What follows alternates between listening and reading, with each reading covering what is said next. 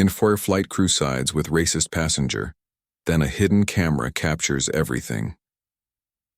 Amara Okoye, a young Nigerian-American professional, finds herself at the center of an escalating racial conflict aboard a crowded flight from New York to Los Angeles.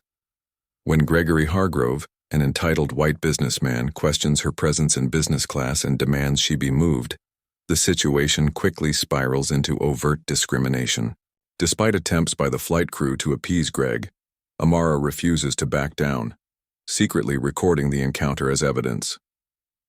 What begins as a personal attack evolves into a powerful stand against systemic racism when Amara shares the footage with fellow passengers, sparking outrage and solidarity. Empowered by their support, she confronts Greg publicly, while Captain Lisa Monroe intervenes decisively, holding both him and the airline accountable.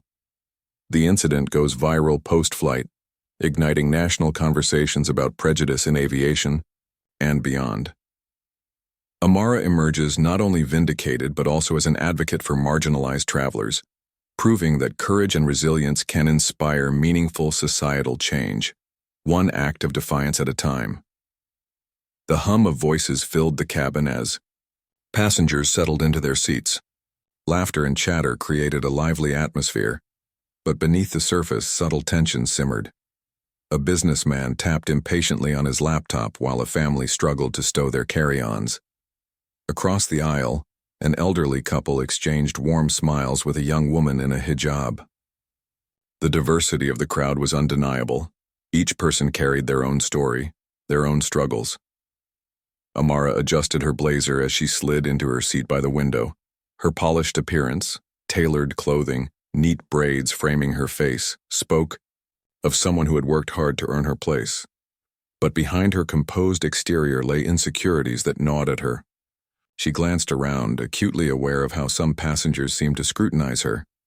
It wasn't the first time she'd felt this way during travel. Memories surfaced, being questioned about her ticket at gate counters, security guards lingering, too long beside her bag, whispers from strangers implying she didn't belong. Those experiences had taught her to be vigilant, to document everything just in case. Today, her phone rested discreetly in her lap, its camera app open. Beside her, Gregory Hargrove shifted noisily in his seat.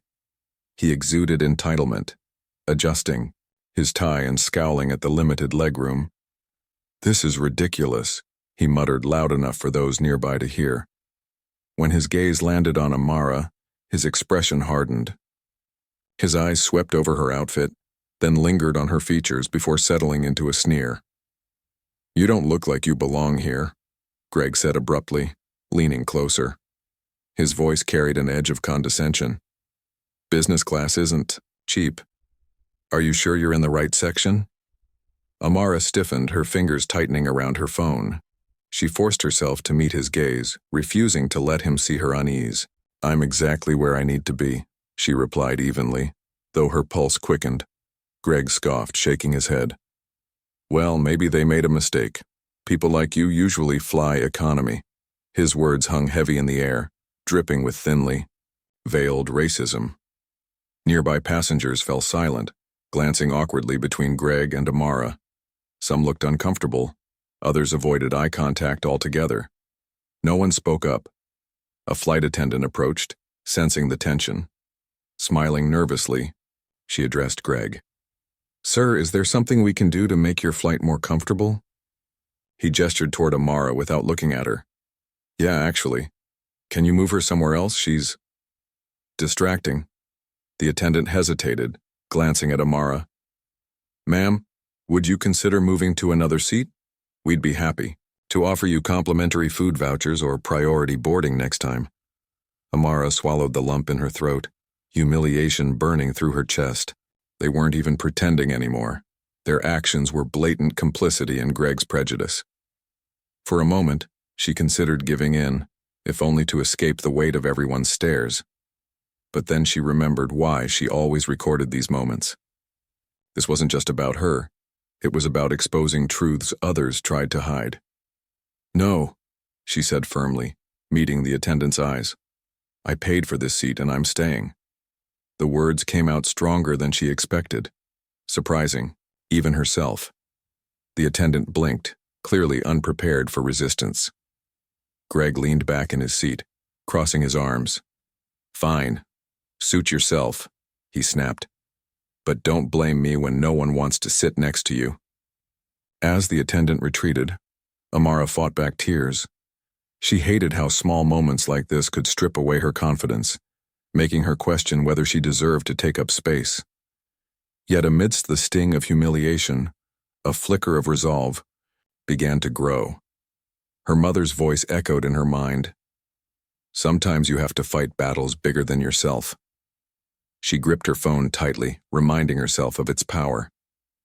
This wasn't just footage of Greg's cruelty. It was evidence of systemic bias, of how easily institutions bent to privilege. If she could expose it, maybe she could spark change. By the time the plane taxied down the runway, Amara's quiet determination had solidified. She thought about the countless others who faced similar indignities in silence. What if her act of defiance could inspire them to speak out too? The idea gave her strength, planting seeds of courage that would carry her through what lay ahead. Greg's voice grew louder, each word sharp and deliberate, cutting through the hum of the cabin. "I'm telling you, this isn't right," he said, his tone dripping with disdain as he gestured toward Amara. "She doesn't belong here, and it's ridiculous that no one is doing anything about it." Passengers nearby shifted uncomfortably, in their seats some glancing at Greg with thinly veiled agreement, others avoiding eye contact altogether.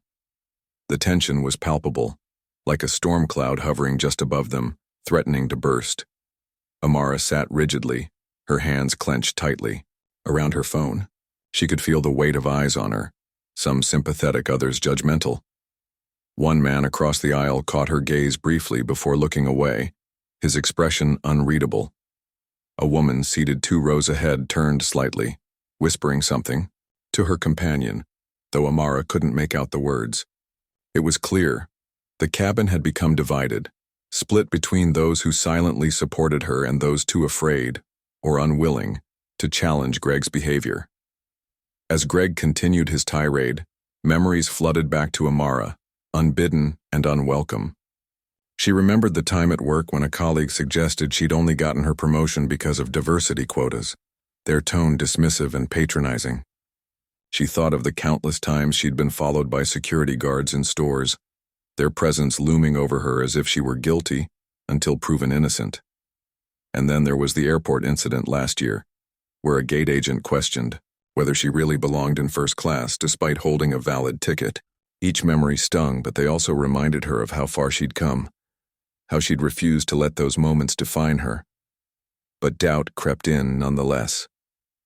Is this worth it? She wondered, her resolve wavering for a fleeting moment. Maybe if she gave in, if she moved seats or stayed quiet, it would all blow over. She imagined herself standing up, gathering her things, walking away. The thought made her stomach churn. No, she couldn't do that. Not again. Her mother's words echoed in her mind, steady and grounding. Sometimes you have to fight battles, bigger than yourself. In the cockpit, Captain Lisa Monroe listened intently to the escalating situation unfolding in the cabin. Through the intercom, she could hear snippets of Greg's complaints and the murmurs of passengers reacting to his hostility. Frustration bubbled inside her as she realized the crew wasn't addressing the root of the problem. They were simply trying to placate him. She wanted to step in, to remind everyone on board that respect was non-negotiable. But fear held her back. What if airline executives saw her intervention as divisive? What if she faced backlash for speaking out? Still, the injustice gnawed at her, making it hard to focus on flying the plane. Back in the cabin, a flight attendant approached Amara, once more, this time armed with food vouchers and promises of priority boarding on future flights. "Please, ma'am," the attendant pleaded quietly, glancing nervously at Greg. "If you could just move, it would help us avoid further issues." Amara stared at the vouchers, incredulous. Did they really think perks could erase what was happening? That offering her snacks and early boarding passes would somehow justify their complicity? Anger simmered beneath her calm exterior. "No," she said firmly, meeting the attendant's gaze. This isn't about comfort. This is about fairness. Greg, overhearing the exchange, leaned forward again, his face reddening with frustration. "You see?" he snapped, pointing at Amara. "She's being unreasonable. If she doesn't want trouble, she should just move. Or maybe I'll have to take this up with your management and sue the airline while I'm at it." His threat hung heavy in the air, a reminder of how privilege often weaponized power dynamics. Amara felt a chill run down her spine, but she refused to show fear. Instead, she met his glare head-on, her jaw set. Midway through the flight, the tension reached a breaking point. Greg reached clumsily for his coffee cup, knocking it over in the process. Hot liquid spilled onto Amara's open laptop, soaking the keyboard and screen. Paper scattered as she scrambled to salvage her work, her heart sinking as she realized crucial documents for an upcoming project were likely ruined. "What the hell?" Greg exclaimed, throwing up his hands defensively. "Why didn't you move? You're the one who put your stuff there." Amara froze, staring at him in disbelief. He wasn't even pretending to care about the damage he'd caused. Without hesitation, she pulled out her phone and snapped photos of the ruined laptop, her fingers trembling slightly. This was proof, not just of the accident, but of everything leading up to it. Every insult, every condescending remark, every attempt to silence her. It was all part of the same pattern, and now she had evidence to back it up. As she tucked her phone back into her pocket, a strange sense of clarity washed over her. The humiliation she'd felt earlier began to fade, replaced by something stronger. Determination. This wasn't just about her anymore. It was about exposing the truth, about showing the world how systemic racism operated in plain sight. She thought about the passengers who had witnessed Greg's behavior, the ones who had looked away, the ones who had nodded along, and the few who had shown quiet support. Maybe, just maybe, her actions could inspire them to speak out too. By the time the plane hit its cruising altitude, Amara's initial fear had transformed into quiet empowerment. She glanced out the window, watching clouds drift past like soft cotton balls against the endless blue sky. For the first time since boarding the flight, she felt a flicker of hope. Whatever happened next, she knew she wouldn't back down. The intercom crackled to life, pulling passengers' attention away from the simmering tension in the cabin. Captain Monroe's calm but firm voice filled the space. "Ladies and gentlemen, we're expecting some turbulence ahead. Please ensure your seatbelts are securely fastened." There was a brief pause before she added, her tone warmer now. "I'd also like to remind everyone that respect and kindness go a long way, especially when we're all sharing such close quarters. Let's make this journey as pleasant as possible for one another." Her words hung in the air, subtle yet pointed. Passengers exchanged glances, some nodding thoughtfully, while others shifted uncomfortably in their seats. The announcement felt like more than just a routine update. It was an unspoken acknowledgement of the rising discord on board. Amara sat quietly, her mind racing. She knew what she had to do next. With trembling hands, she connected her phone to the plane's Wi-Fi and began discreetly sharing clips of Greg's earlier behavior with nearby passengers. At first, only a few people received the footage, but word spread quickly. Phones lit up across the cabin as passengers watched the videos, their expressions shifting from curiosity to shock to outrage. "This is unbelievable," whispered a woman seated behind Amara, showing the clip to her neighbor. Across the aisle, a man shook his head in disbelief. "How could someone act like that?" he muttered, loud enough for those around him to hear. Others murmured their agreement, creating a ripple effect of disapproval that grew louder with each passing moment. Encouraged by the growing support, Amara took a deep breath and stood up, turning to face the cabin. Her heart pounded in her chest, but she forced herself to speak clearly. "What happened to me today wasn't just about me," she began, her voice steady, despite the tremor of emotion beneath it. "It's about something bigger, a system that allows prejudice to thrive because too many people stay silent. You've seen how this man has treated me, and you've seen how the crew responded. This isn't just an isolated incident. It's part of a pattern that happens every day. Her words resonated deeply, sparking nods and murmurs of agreement throughout the cabin. One passenger called out, "She's right, this isn't okay."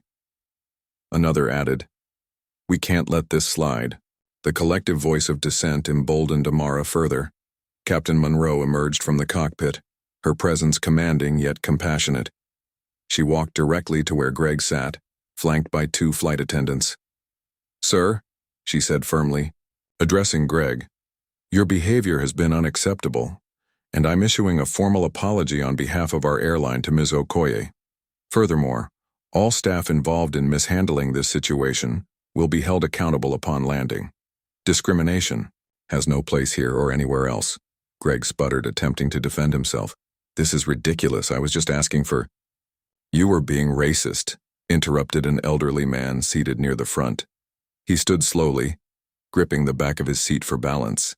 His voice was steady but carried a weight of authority. "And we're better than this." Applause erupted spontaneously, spreading through the cabin like wildfire. Passengers clapped and cheered, their faces alight with vindication and solidarity. Amara felt tears welling up in her eyes as she absorbed the scene unfolding around her. For so long, she'd carried the burden of moments like these alone, silenced by fear or indifference. But now, surrounded by strangers who had chosen to stand with her, she felt a profound sense of vindication. This wasn't just about her anymore. It was about every person who had ever been made to feel small or unworthy because of who they were. As the applause subsided, the atmosphere in the cabin shifted noticeably. Passengers who had once avoided eye contact now smiled warmly at Amara, offering quiet words of encouragement. A teenage girl leaned over to whisper, "You're so brave." Even the flight attendants seemed different, their earlier hesitation replaced by genuine remorse and respect. Reflecting on everything that had transpired, Amara realized the magnitude of what she'd accomplished. By standing her ground and exposing the truth, she hadn't just challenged Greg's prejudice, she had inspired others to recognize their own power to push back against injustice. It was a reminder that change often began with small, courageous acts, rippling outward, until they became waves of transformation. The remainder of the flight passed under a newfound spirit of unity. Conversations resumed, but this time they carried a different tone, one of mutual understanding and shared purpose. As the plane descended toward its destination, Amara gazed out the window, watching the city skyline come into view. She felt lighter somehow, as if the weight she'd carried for so long had finally begun to lift. For everyone on board, this journey had become more than just a flight. It was a turning point, a moment of clarity that would stay with them long after they stepped off the plane. And for Amara, it was proof that even in the face of overwhelming odds, resilience and authenticity could spark meaningful change. As the plane touched down and passengers disembarked, Amara felt a mix of exhaustion and resolve. She knew the incident wasn't over, not for her and not for the countless others who faced similar injustices daily. That evening, she uploaded the full video to social media, adding a caption, "This is what systemic racism looks like. It's time we talk about it." Within hours, the video went viral. Comments poured in from across the country, some sharing their own stories of discrimination, others expressing outrage and solidarity. News outlets picked up the story, amplifying the conversation about racism in aviation and beyond. For the IHU, first time Amara felt seen and heard. Under mounting public pressure, the airline issued a statement condemning the incident. "We deeply regret the treatment Ms. Okoye experienced on board," it read. "Such behavior has no place in our company or industry." The announcement went on to outline new diversity and inclusion training programs for staff, as well as disciplinary actions against those involved in mishandling the altercation. While Amara knew these measures were just the beginning, she couldn't help but feel a flicker of hope that real change might be possible. Empowered by the impact of her actions, Amara embraced a new mission. She began speaking at conferences, her voice steady and impassioned as she shared her story. "Silence only perpetuates injustice. she told audiences. We must speak up, even when it's hard.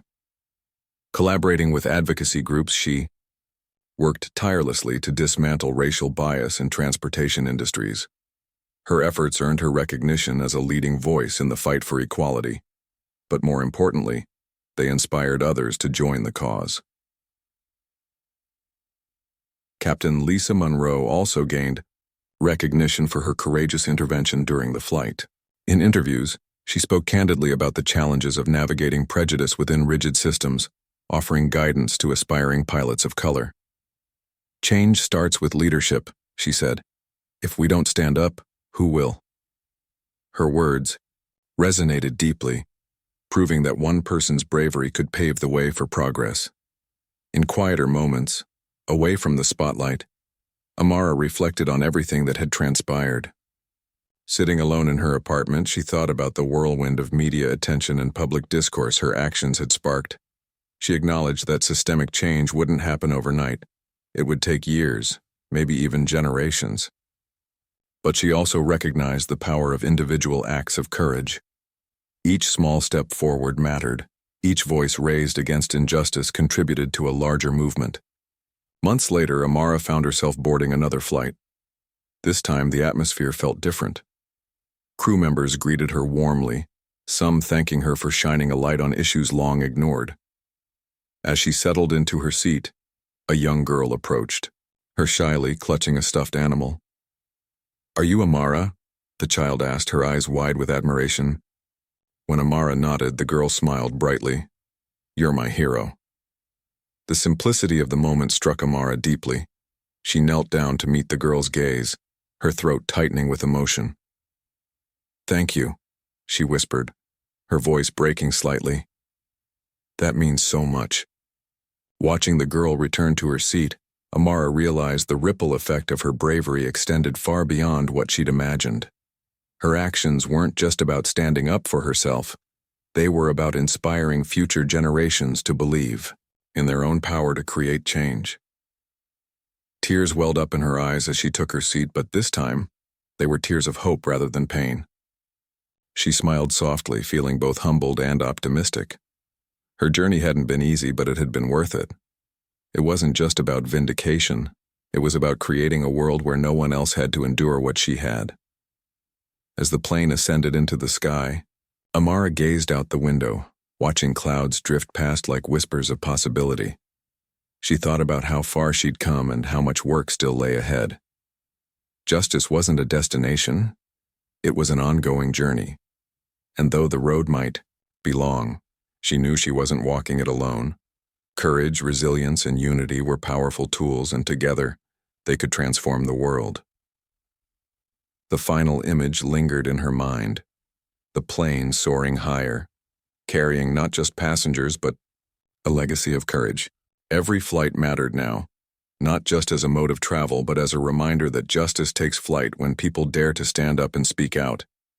If this story resonated with you, please like, share, and subscribe for more powerful narratives that challenge injustice and inspire change. Together we can amplify voices that matter and continue the conversation about equality and resilience. Your support helps spread stories that spark hope, courage, and transformation. Because every act of resistance counts. Don't miss out on future content. Join us in advocating for a better, fairer world.